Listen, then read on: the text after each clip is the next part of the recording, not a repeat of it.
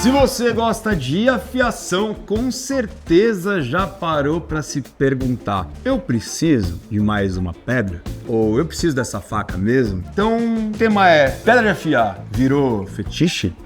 Eu sou o Romeu e esse é o Romeu Responde, o quadro onde eu respondo dúvidas sobre cozinha, cutelaria, afiação de facas, utensílios de forma prática, rápida e sem enrolação. Com certeza você já foi impactado por algum anúncio no Instagram, olhou pro celular e falou: eu preciso disso aqui. E aí você refletiu, viu que não precisava mais e aí tocou a tua vida. Compra, é impulso. Você vai comprar alguma coisa em geral, você tá agindo um pouco com a emoção. Lógico, você racionaliza isso depois, né? Comprei esse relógio aqui em comemoração a alguma coisa. Você nunca compra o objeto em si, você compra o que aquilo te faz sentir muitas vezes. Com ferramentas, com facas, com pedras de afiar, que é o tema do vídeo de hoje, você, em geral, está comprando a potência, aquilo que a pedra pode te trazer.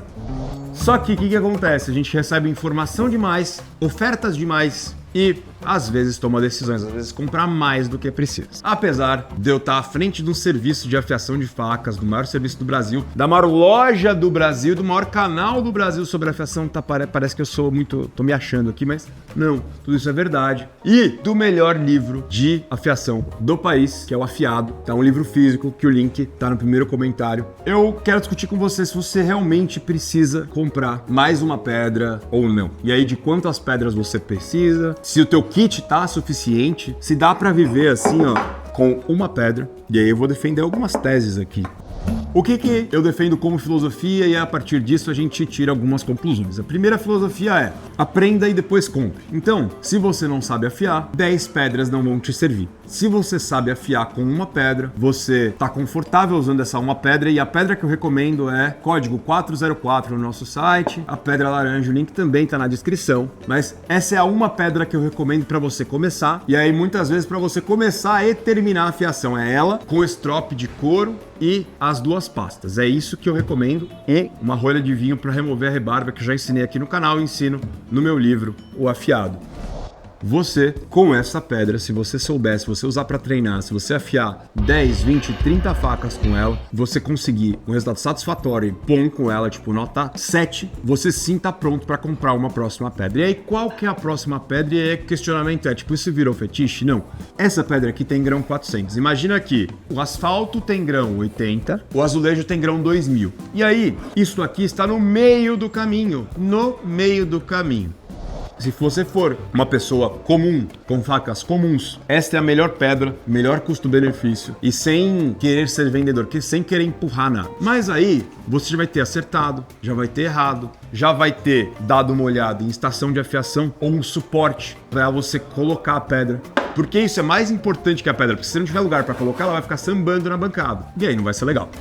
A próxima pedra é o quê? Uma pedra 1000. Depois uma pedra 1000, porque aí você vai conseguir dar acabamento. Por que se começar só com uma pedra vai ser melhor? Porque se eu acertar o ângulo aqui bonitinho e depois passar o strop, que é esta ferramenta aqui, eu vou tranquilamente garantir que o fio tá feito, se eu acertei uma vez. Por que que com 2, 3 pedras vai ficar mais difícil, gente? Porque eu tenho que acertar o ângulo mais 2 ou 3 vezes. Acertei uma, vou para pedra 1000, vou ter que acertar outra vez. Então, minha recomendação é: começa com a 400, vai para 1000. Qual que é a próxima pedra? A outra que você vai precisar. Se suas facas estiverem bem zoadas, aí vá para uma pedra com uma boa pedra grossa, tipo abaixo do 400. Tipo uma Carborundum, pro dia a dia tá bom. Se não, uma boa marca de pedras, Shepton, Naniwa e King. 3 tríplice coroa das pedras japonesas. Então vamos lá. E aí sim você pode ir pro 3.000, 5.000, 8.000, 10.000, que for. Mas com esse range de pedras você com certeza consegue resolver.